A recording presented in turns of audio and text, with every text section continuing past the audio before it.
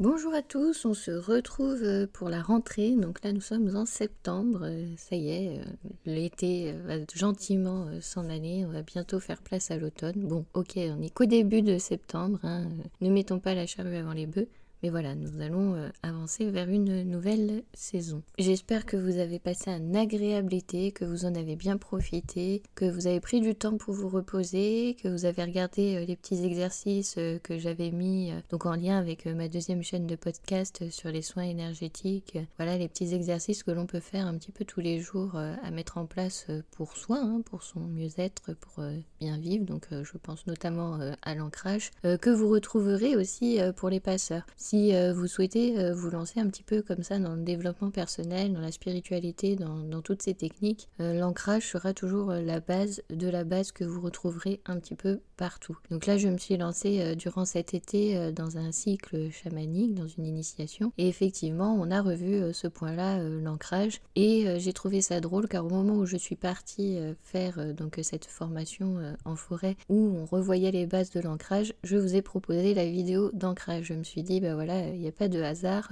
tout était un petit peu lié. Important à faire, donc pour tous les passeurs, c'est vraiment l'ancrage tous les jours, tous les matins. Donc ça, c'est la base de la base. Et après, effectivement, si vous avez un passage d'âme à faire, bah, c'est refaire la technique d'ancrage comme vous avez appris, donc soit avec moi, soit avec d'autres, voilà, juste avant. Donc c'est bien de le faire et de le refaire et d'en abuser. Voilà, il n'y a pas de limite à cette technique. Au contraire, plus vous aurez les pieds sur terre et plus vous pourrez vous élever. Donc aujourd'hui, dans cette élévation, on va parler un petit peu des outils du médium. Parce qu'effectivement, quand vous êtes passeur, vous allez forcément communiquer avec les défunts. Vous ne vous définissez peut-être pas en tant que médium, mais d'un point de vue technico-technique de langage, vous êtes déjà médium parce que vous parlez avec des esprits qui sont dans un autre plan. Donc ça fait partie de la médiumité, même si vous n'avez pas l'impression d'avoir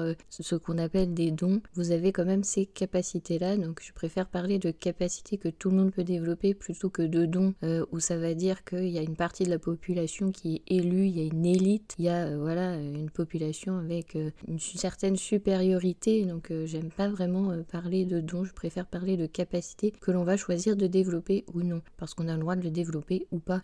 C'est pour ça que souvent même il y en a, ils ferment tout parce qu'ils disent bah non, ça me fait trop peur, ça m'intéresse pas, j'ai pas envie, ils ferment tout. Donc voilà, c'est pas forcément un blocage, ça peut être aussi parfois par choix. Donc c'est vrai que quand on part de la base, un très bon ancrage, d'être bien dans sa corporalité ici et maintenant, ça va permettre l'élévation. Si on prend l'image de l'arbre, c'est parce que l'arbre, il a ses racines dans le sol qui peut pousser autant et être aussi grand et être stable. Sans ses racines au sol, il ne tiendrait tout simplement pas debout, parce que si vous regardez la taille d'un arbre, les 2/3 de sa taille sont sous le sol, hein. Ce que l'on voit au-dessus, c'est qu'une infime partie. Donc les racines servent à ça, servent à le maintenir debout, à le maintenir dans sa posture. Donc c'est pour ça que souvent on reprend l'image de l'arbre dans l'ancrage. Donc c'est ce que je vous ai présenté dans une de mes vidéos YouTube. Donc sachez que quand vous vous initiez avec moi, que ce soit pour des techniques énergétiques, que ce soit pour les passeurs d'âme, voilà, que vous choisissez un parcours énergétique avec moi pour vous former, ou alors les passeurs, donc sachez que c'est adapté absolument aux débutants. Mon but, c'est d'accompagner les personnes qui débutent, qui vont être un petit peu perdues sur leur chemin et qui ne savent pas quoi choisir, s'ils doivent vraiment se lancer ou pas, parce que vous avez le choix de vous lancer ou pas, hein, ça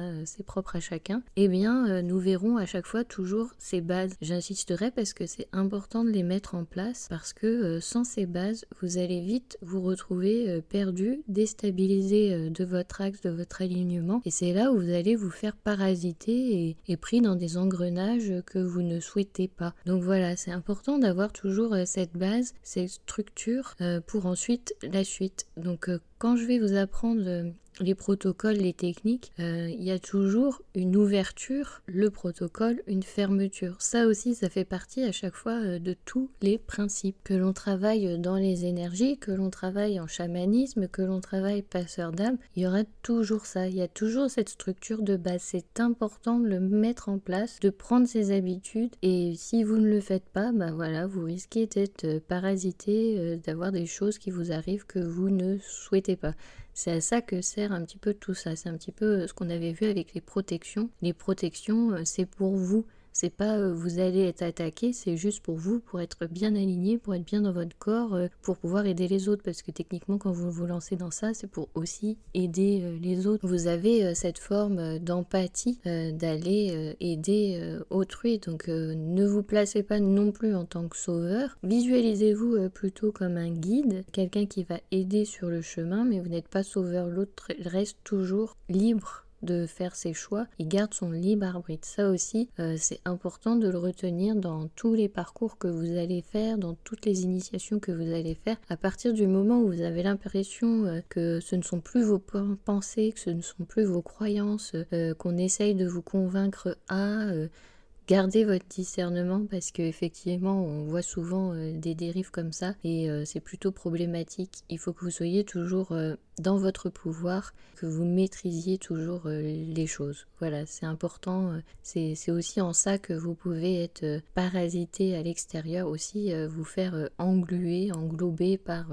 les pensées, l'énergie de l'autre. Et ça, c'est pas ok. Vous devez toujours rester dans votre bulle, dans votre pouvoir, dans votre intégrité, dans votre intégralité. Donc voilà, c'est important. Donc toutes ces petites bases au début, ça peut paraître rébarbatif, parce qu'on se dit mince, il faut le faire tous les jours, c'est répétitif et je le fais encore et encore et c'est la même chose. Mais c'est important si vous voulez garder votre équilibre. Voilà, c'est à savoir. Donc effectivement, quand on emprunte ce chemin-là, des passeurs d'âme, des soins énergétiques, du chamanisme, il y a du travail. C'est pas de tout repos et on va continuer à travailler comme ça tous les jours parce que il y aura toujours des choses à travailler. Même quand on a l'impression d'avoir avancé et d'avoir mis certaines étapes derrière nous, ça viendra encore frapper à la porte de temps en temps pour affiner ce travail, pour aller plus en profondeur, pour pouvoir continuer à avancer et le chemin ne s'arrête jamais. Voilà, autant être prévenu. Donc aujourd'hui on va voir les outils clairs du médium et je vais vous dire ça tout de suite après la petite page de présentation. Je me présente Stéphanie, énergéticienne. Je pratique au sein de ma micro-entreprise Zenome depuis janvier 2023. Vous pouvez me retrouver sur les réseaux sous le nom de Stéphanie Zenome. Je suis également médium et passeuse d'âme. Je me suis spécialisée en avril 2021 pour un protocole de passage des âmes non incarnées, donc des défunts après la mort, et également dans un accompagnement au deuil.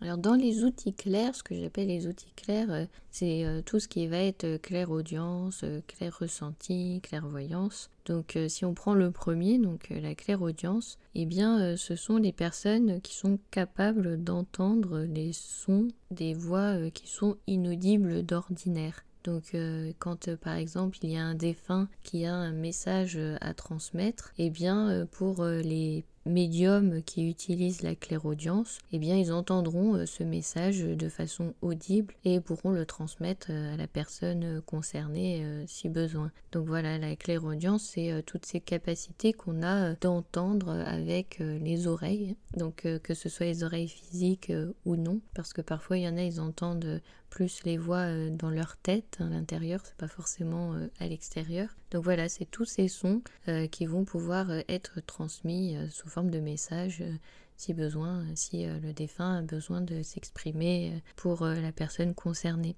Donc là, je parle toujours de défunts, donc je ne parle pas des entités, de tout ce qu'il peut y avoir autour qui peuvent parasiter. Je n'ai pas forcément cette clairaudience, donc je vais émettre des suppositions. Mais effectivement, voilà, ceux qui sont capables d'entendre des voix, je pense qu'ils peuvent entendre tout type de voix, de présence qu'il y a autour. Et quand on n'arrive pas vraiment à contrôler ce canal, ça peut être parfois dérangeant, voire parasitant. Alors quand je vous dis que je ne l'ai pas, je vais dire oui ou non, je vais mettre des guillemets parce que voilà, je pense que c'est des capacités à développer, mais c'est vrai qu'il m'est arrivé dans l'adolescence d'entendre des voix qui m'appellent.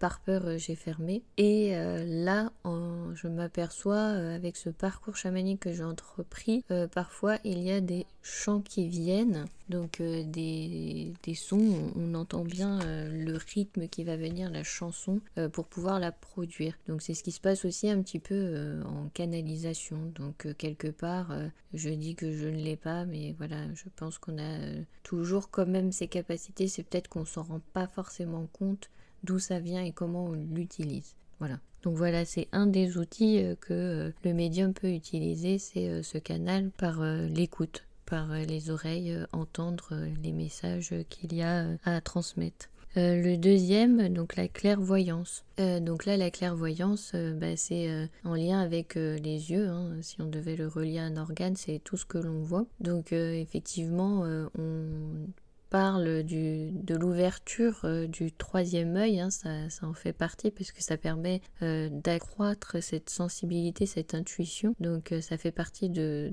toute cette sphère des yeux. On peut développer donc ce troisième œil par des techniques, hein, par des techniques de méditation, aussi dans les soins énergétiques, donc notamment je pense au triangle d'or, hein, c'est ce qui est bien tout de suite en tête.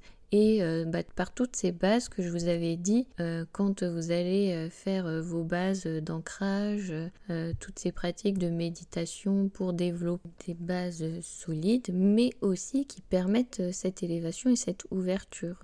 Tout est corrélé à chaque fois, les exercices de base que vous allez entreprendre plutôt vers le bas, donc vers les chakras du bas, chakra racine, chakra sacré pour monter au fur et à mesure. Sachez qu'en plus, il y a un échange d'énergie entre les chakras.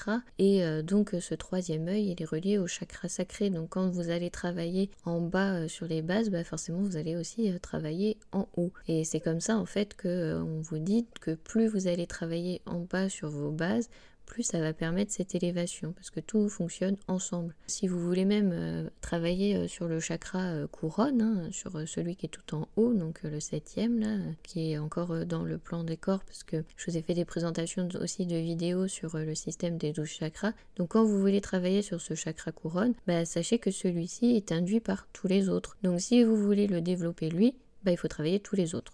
Voilà, donc il y a du boulot, hein, c'est ce que je vous dis, hein, quand on entreprend le chemin, il y a toujours des choses à faire, des choses à nettoyer, des choses à réenclencher. Donc pour les clairvoyants, sachez que les médiums clairvoyants sont capables de voir et de visualiser les défunts, mais c'est pas les défunts, ils ne sont pas sous forme corporelle comme on les a connus nous, c'est une trace énergétique, ils sont plus que sous forme d'énergie, et donc le voyant, donc le clairvoyant, celui qui arrive à voir cette forme, il capte cette énergie de la façon dont vous voyez la personne. C'est pour ça qu'il va vous en faire une description forcément très détaillée par rapport à ce que vous voyez, parce que vous l'avez connu. Donc forcément, vous allez vous dire, mince, il a super bien vu, effectivement, il était comme ci, comme ça, comme ci, comme ça, mais sachez qu'il était dans cette représentation pour vous.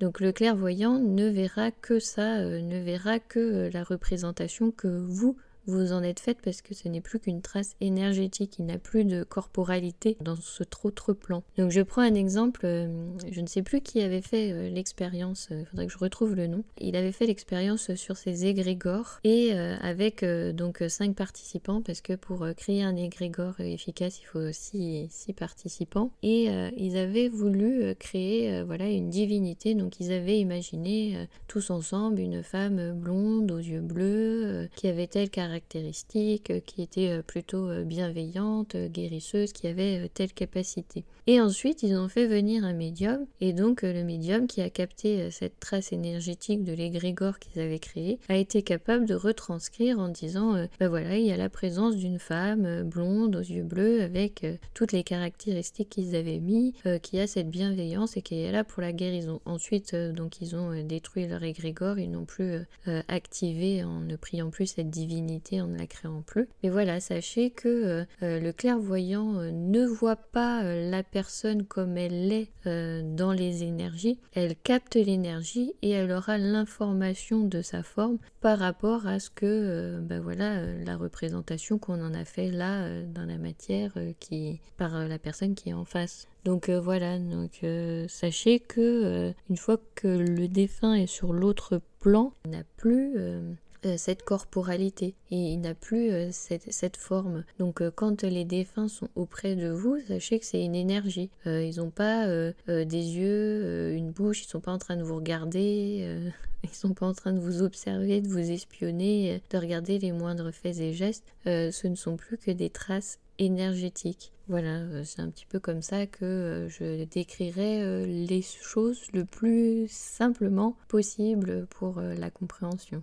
Et quand le médium fait appel à sa clairvoyance et qu'il vous dit là, voilà, le défunt qui est à côté de vous est plutôt content, triste, il fait aussi appel à ce moment-là au clair ressenti, à la claire sentience, à toute cette intuition sensitive qui lui permet de dire, voilà, en fait, il reçoit une information énergétique où la personne est plutôt triste, plutôt heureuse, enfin le défunt est plutôt triste, plutôt heureux, éprouve une émotion. Et donc c'est cette énergie qu'il traduit ensuite par un sourire, etc. C'est toujours, l'information est toujours plus précise quand elle passe par le corps que par les visions. Parce que par les visions, ça peut être aussi notre imagination, notre imaginaire qui rentre en jeu, hein, un petit peu comme dans les rêves. Voilà, toutes les informations, on les reçoit d'abord par le corps, on reçoit une information énergétique et ensuite c'est traduit par une image pour être compréhensible. C'est comme ça qu'on traduit les informations aussi d'un rêve. C'est pour ça que quand vous demandez l'interprétation d'un rêve à quelqu'un d'autre, il va avoir du mal à interpréter pour vous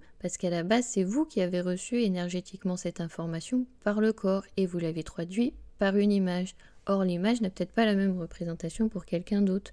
Si je prends l'exemple du serpent, pour certains, ça va être la représentation pour eux quand ils visualisent un serpent, c'est la Kundalini, voilà, c'est l'énergie qui monte. Pour quelqu'un qui a peur d'un serpent, c'est juste sa plus grande peur, c'est sa phobie. Jamais il va le relier à la Kundalini. Donc, vous voyez, on ne pourra pas faire cette interprétation. Donc, quand le médium vous dit, qu'il y a plutôt de la joie, de la tristesse, etc., il fait aussi appel à ce clair ressenti, à cette sensibilité, cette sensivité intuitive.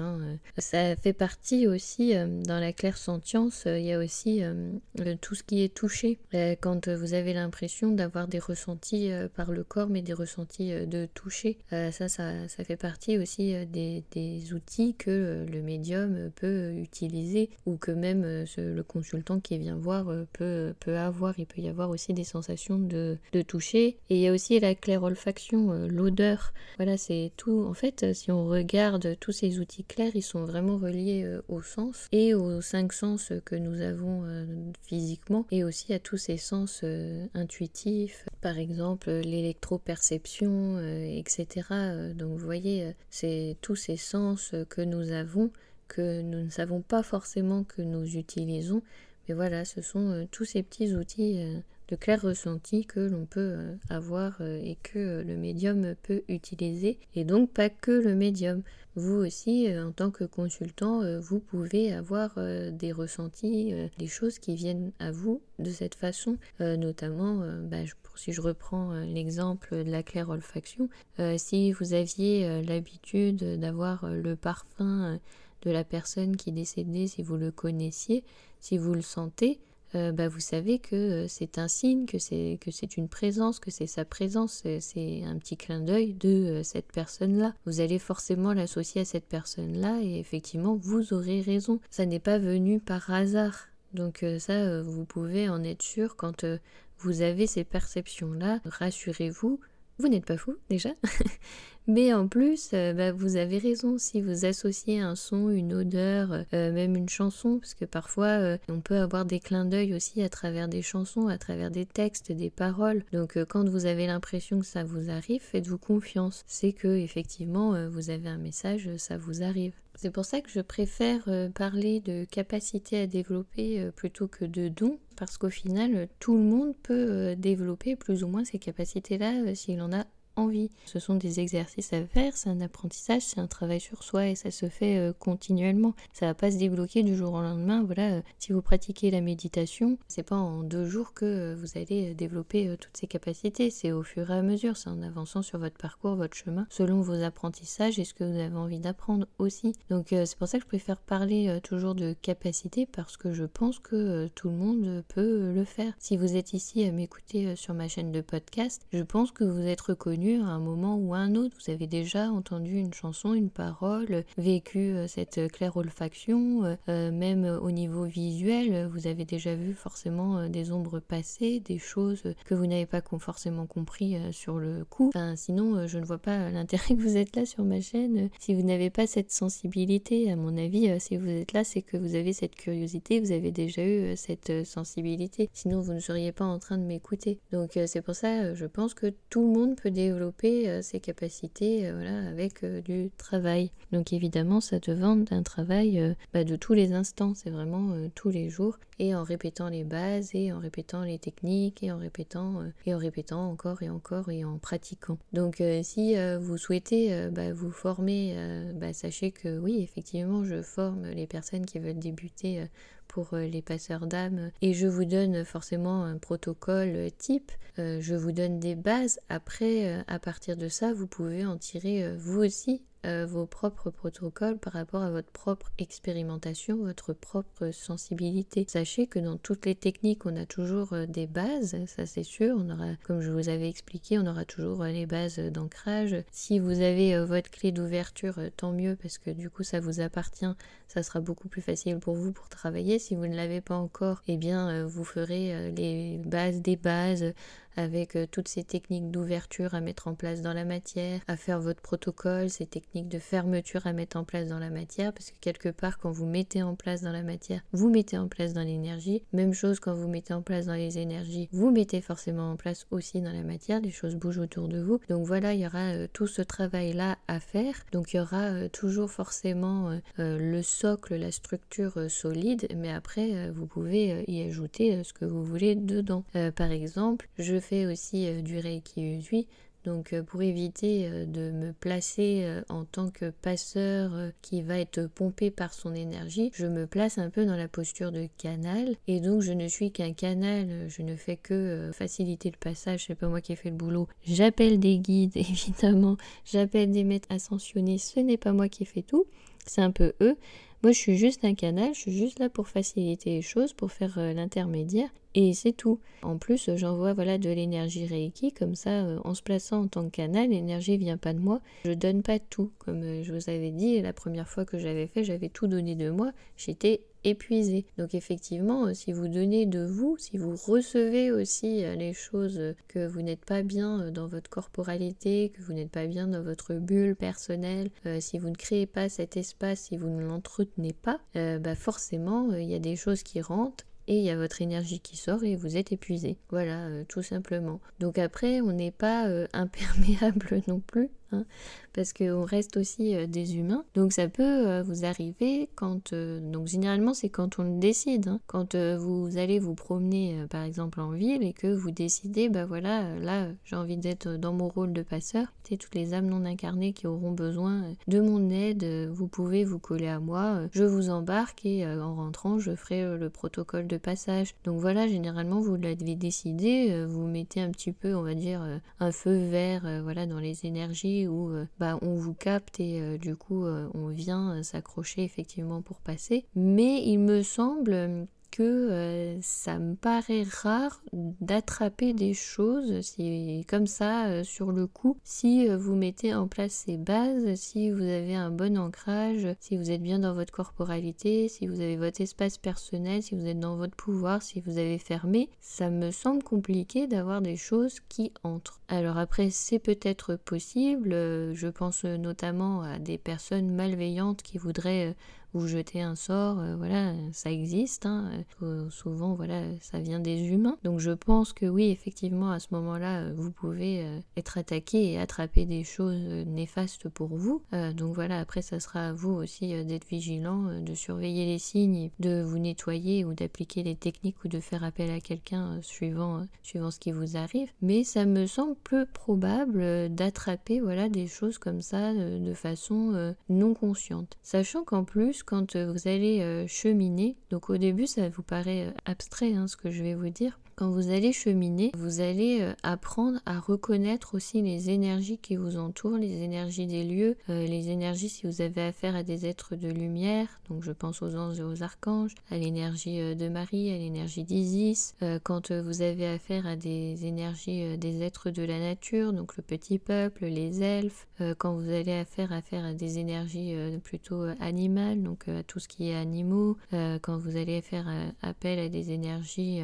des végétaux, vous allez vous créer au fur et à mesure un répertoire énergétique où vous allez un petit peu reconnaître ces présences autour de vous. Et c'est à force d'expérimenter, de côtoyer et de pratiquer que vous allez apprendre à reconnaître et savoir ce qu'il faut faire. Quand vous avez la présence d'un archange, pas la même chose que quand vous avez la présence d'un défunt, c'est pas la même énergie. Et c'est à force de rencontrer tout ça, c'est à force de pratique que vous allez faire votre répertoire énergétique et que vous allez un petit peu plus affiner pour savoir ce qui vous arrive, qu'est-ce qui entre, qu'est-ce qui n'entre pas. C'est très compliqué pour une personne extérieure d'analyser selon ce que vous allez dire, ce qui rentre chez vous. Parce que comme je vous l'avais dit, c'est une information énergétique qui passe par votre corps. C'est vous qui l'interprétez de cette façon et qui allez transmettre juste des mots à quelqu'un en disant il m'arrive ceci, j'ai l'impression d'être attaqué par une entité néfaste, etc. Mais il n'y aura que vous qui pourra vraiment répondre à la question, est-ce que c'est vraiment une entité néfaste ou est-ce que c'est quelqu'un qui vous a envoyé quelque chose, une émotion négative qui fait que, ça peut être une émotion négative qui s'est accrochée à vous parce que quelqu'un vous l'a transmis et que vous étiez à ce moment-là perméable, ce qui peut arriver, on n'est pas complètement imperméable à tout, on se nettoie assez régulièrement, on se protège pour ça, c'est pour éviter justement d'attraper tout ça, mais ça peut arriver, c'est pour ça qu'il faut continuer toutes ces techniques de base quotidiennement, même quand par exemple vous avez un petit peu peur la nuit, parce que quand on part dans les rêves, on part dans d'autres mondes. Si vous avez peur de partir et de revenir avec des parasites, recréez votre bulle, votre espace personnel avant de dormir. Donc moi ça m'est arrivé de la faire autour de moi, autour des animaux présents dans la pièce et autour de tout le monde pour englober la pièce, voire d'englober encore plus grand pour l'appartement.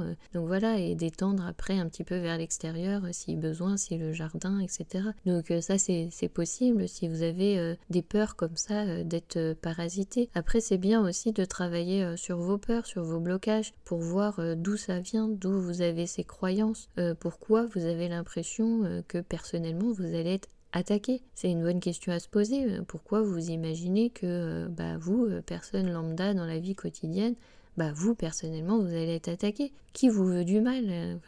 Faut réfléchir aussi un petit peu à tout ça pour voir d'où viennent ces peurs et pour voir comment les transcender et traverser ça.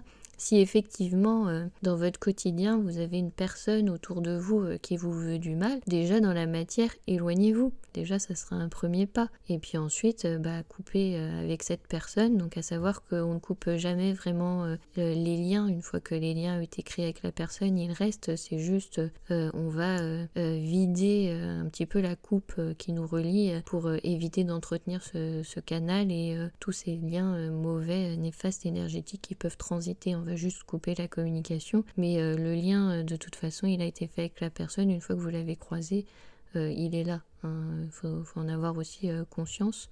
Donc dans tout ça, si je devais résumer, c'est de vous faire confiance avec tout ce que vous voyez, vous entendez, ce que vous ressentez, les parfums que vous pouvez ressentir, les messages que vous pouvez recevoir. Suivez votre intuition, c'est vous qui captez ces messages-là, donc faites-vous confiance, vous n'avez pas forcément besoin de toujours d'avoir un avis extérieur, parce qu'on peut vous apporter un éclairage, mais parfois ça peut vous embrouiller aussi. Donc dans tout ça, faites confiance à votre intuition. Si vous, ça vous parle, si vous avez l'impression d'avoir reçu ce message, si pour vous ça a cette signification, gardez-le, c'est précieux. Plus vous vous ferez confiance, plus vous vous exercerez et plus vous ferez confiance aussi.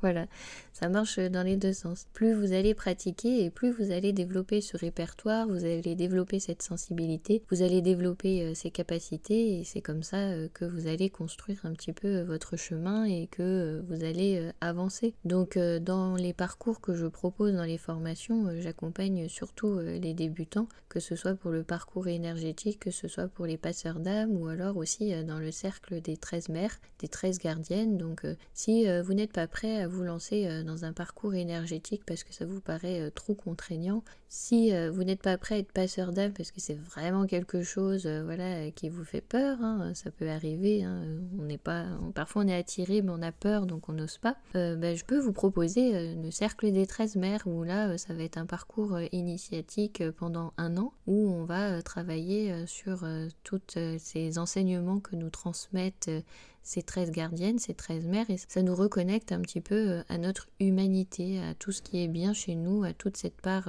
humaine de bienveillance que l'on souhaite tous d'ailleurs développer pour soi, pour les autres, pour tous les êtres vivants, pour la planète. Et ça peut être intéressant de se lancer dans ce parcours. Donc là, je commence à en parler un petit peu sur les réseaux sociaux. Vous verrez que je commence à partager avec les gardiennes janvier. Je reprends le cycle là en janvier, donc je commence déjà à préparer ça. Donc voilà, si ça vous intéresse, même si vous n'avez pas forcément envie de développer des capacités extrasensorielles, mais vous avez envie de développer vos capacités que vous avez vous dans la matière. Je sais pas, par exemple, vous êtes artiste peintre, etc. Vous avez besoin d'inspiration, de vous remettre en selle sur le chemin. Eh bien, sachez que ça peut être un parcours intéressant aussi fait pour les débutants pour démarrer. Donc à chaque fois, voilà, j'accompagne toujours les personnes qui souhaitent commencer, entamer un chemin. Donc voilà, vous avez ces 3 possibilités-là. Sinon, je continue aussi les rendez-vous individuels pour tout ce qui est soins énergétiques et je propose également donc des voyages au tambour. Je fais un petit peu tout ça, donc j'élargis ma palette, mes outils aussi. Voilà, j'élargis un petit peu toutes mes connaissances et c'est intéressant de continuer à élargir ses connaissances, de continuer dans ses apprentissages parce qu'il y a des choses qui bougent, qui vont bouger. Donc là, à chaque fois que j'ai enregistré le podcast, c'est ma vérité à un instant T, mais je ne suis pas figée dans le temps en me disant c'est ma vérité que je garderai jusqu'à la fin. Je laisse toujours cette porte ouverte des choses qui peuvent changer, évoluer et c'est bien de l'accepter aussi que ces choses changent et peuvent changer et d'accueillir ce changement. Voilà, il faut se permettre aussi les choses. Tout n'est pas figé et tout est en continuel mouvement. Même nous, on n'est pas figé dans la matière. Nous sommes aussi des êtres énergétiques vibratoires. On est ici et ailleurs en même temps, même si ça vous paraît abstrait, c'est ce que la physique quantique nous explique, donc notamment Schrödinger avec le chat, le chat dans la boîte est mort et le chat est vivant, il y a les 2 états, jusqu'à ce qu'on ouvre la boîte et qu'on ait l'état qui va se figer, en gros l'information qui va être soit l'un, soit l'autre, il y aura choix là à ce moment-là, mais avant l'ouverture, les 2 états coexistent. C'était intéressant aussi, là j'ai vu récemment aussi sur le net, où la physique quantique s'intéresse à la réaction des objets que l'on voit de façon solide et que ceux-ci réagissent différemment au niveau vibratoire énergétique selon s'il y a la présence ou non d'une personne. Et effectivement, la présence d'une personne, quand elle porte son regard dessus et la conscience que c'est une matière solide, les énergies et l'état vibratoire de cet objet changent. Donc c'est intéressant, ça veut dire qu'il n'est pas solide, il n'est pas cette matière, il a un état vibratoire et une fréquence différente. À partir du moment où on porte la conscience dessus en lui induisant un état de matière solide, et il prend cet état. Donc je trouve ça fascinant. Donc c'est un petit peu ça, toujours le travail énergétique quand vous allez faire votre répertoire, etc. C'est intéressant aussi si vous vous intéressez un petit peu aux sciences et à la physique quantique. C'est toujours vraiment enrichissant d'élargir son panel. Donc voilà, rien n'est figé dans le temps. Et tout peut bouger à n'importe quel moment et c'est pas grave, même si ma vérité d'il y a 10 ans a changé avec ma vérité d'aujourd'hui. C'était comme ça, c'était sincère à cet instant T, ça veut pas dire que j'ai menti ou que je me suis menti, c'est que voilà, les choses ont évolué et c'est comme ça qu'on grandit aussi. Enfin, c'est ma vision des choses. Donc ça reste encore mon avis là, maintenant, à l'instant T. Pour le prochain épisode, je vais avoir une invitée surprise. Donc voilà, je ne vous en dis pas plus, ça va être intéressant, ça va être un duo. Je vais voir comment après je vais effectuer le montage. C'est toujours plus facile quand c'est audio que vidéo, hein, forcément. Je peux couper tous les E, les méeux, même si j'en mets beaucoup dans mes podcasts. J'en coupe aussi, hein, donc j'ai des tics de langage à corriger, je sais. Donc ça va peut-être s'améliorer ça aussi avec le temps, on verra. Donc voilà, la semaine prochaine, eh bien il y aura une invitée surprise, donc j'espère pouvoir faire le montage et être dans les temps pour être bien régulier dans la programmation des podcasts. Donc je vous dis à bientôt, merci de m'avoir écouté. N'hésitez pas à me mettre des commentaires si vous avez des questions sous la vidéo, des interrogations ou si vous voulez partager des expériences ou si vous aussi vous souhaitez participer à ces échanges en vidéo à plusieurs, ça me ferait super plaisir. Pour ceux que ça intéresse sur le cycle des 13 gardiennes, inscrivez-vous à ma newsletter. Je vais essayer de mettre le lien là sous la vidéo. Comme ça, vous resterez informés. Là, je suis en train de reprendre le programme janvier, février, etc. pour vous présenter tout ça. Vous mettre aussi les liens qui vous conduisent sur mon site pour avoir d'autres vidéos. Il y en a aussi ici sur YouTube. Et voilà, si ça vous intéresse, si ce parcours vous tente, n'hésitez pas à vous inscrire à la newsletter. Même chose si vous voulez rester informé sur les actualités, les nouveautés de cette rentrée, donc notamment avec les voyages chamaniques que vous ne retrouverez pas sur mon site. Je n'ai pas encore mis ça en ligne, donc sachez que les voyages chamaniques, c'est sur don libre. Donc voilà, inscrivez-vous à la newsletter pour avoir un petit peu toutes ces actus. Je vous remercie encore et je vous envoie toutes mes amitiés. À bientôt! Passez une excellente journée, après-midi ou une très belle soirée.